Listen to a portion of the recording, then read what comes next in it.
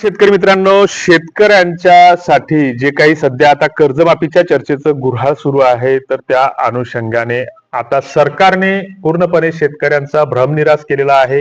ही गोष्ट आता उजागर झालेली आहे, लपून राहिलेली नाही.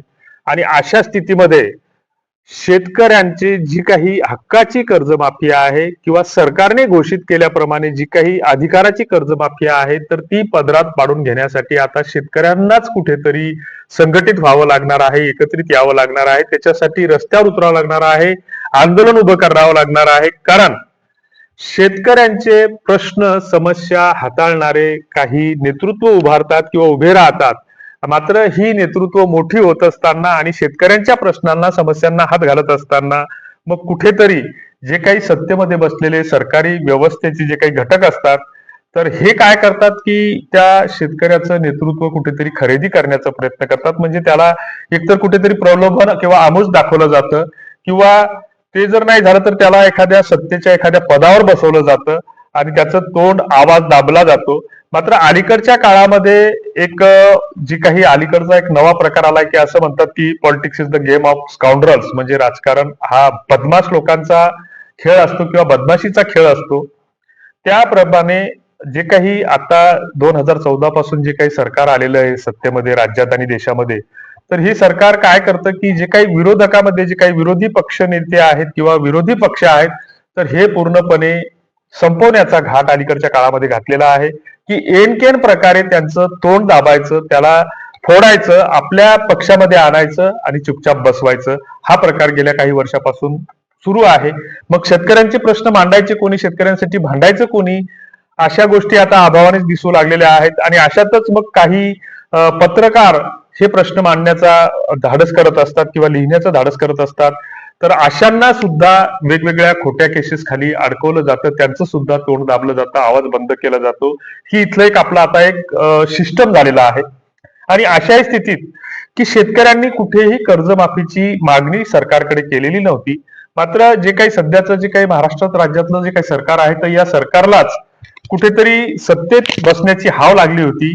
त्यांच्या विरोधामध्ये जे काही वातावरण राज्यभरात देशभरात तयार झालेलं होतं आणि जे अजूनही आहे, एनकेन प्रकारे त्यांना सत्ता हस्तगत करायची होती. म्हणून आम्ही शेतकऱ्यांचा सातबारा कोरा कोरा कोरा करू, कोरा या शब्दावर त्यांनी विशेष जोर दिला होता. आणि हा जोर देत असताना मग सत्तेत आल्याच्या नंतर पुन्हा त्या गोष्टीचा त्यांना विसर पडला. मग बच्चू कडू आणि शेतकऱ्यांच्या माध्यमातून एक नेतृत्व उभं राहिलं आणि त्यांनी कर्जमाफीचा प्रश्न लावून धरला, आंदोलन केलं. मात्र मग त्यांनाही ते सत्तेपासून कुठेतरी पदापासून बाजूला होते आणि आता पुन्हा ते कुठेतरी सत्तेमध्ये गेले, त्या सत्तेचा घटक झाले. मग आता शेतकऱ्यांच्या प्रश्नाची मांडणी कोण करणार, शेतकऱ्यांसाठी कोण मांडणार, हाही एक प्रश्न निर्माण होतो. ज्या काही छोटे मोठे शेतकऱ्यांचे प्रश्न मांडणारे जे काही घटक होते, तर त्यांचीही कुठंतरी तोंड बंद करण्यात आलेली आहेत.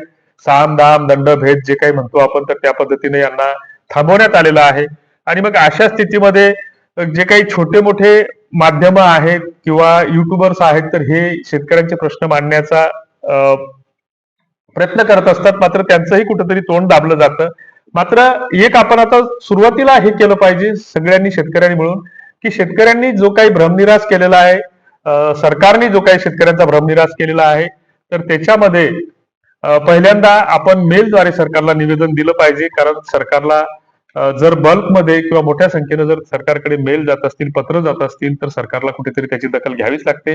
जे काही छोटे मोठे विरोधी पक्ष असतील, विरोधी नेते असतील, स्थानिक संघटना असतील, सामाजिक संघटना असतील, राजकीय संघटना असतील छोट्या मोठ्या, तर यांनी सुद्धा आता त्या सरकारच्या याच्या विरोधात आवाज उठवला पाहिजेत.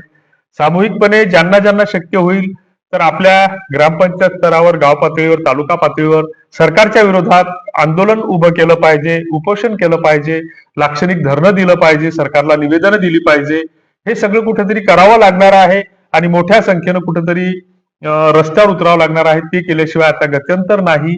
कारण सरकारला या गोष्टीचा जाब विचारणं आवश्यक आहे. सरकारनेच ही कर्जमाफीची घोषणा केली. कर्जमुक्ती हा शब्द वापरला सातत्यानं की आम्ही कर्जमुक्त करू, आणि तुमच्या 50,000 रुपयामध्ये कर्जमुक्त होणार नाही शेतकरी, कारण ते व्याजामध्येच पैसे चालले जाणार आहेत. 2019चा ज्यांनी लाभ घेतला, तर त्यांना त्या कर्जमाफीचा लाभ कसा मिळणार, हाही एक प्रश्न आहे. तुम्हाला याबद्दल काय वाटतं ते कमेंट बॉक्समध्ये नक्की लिहा. धन्यवाद.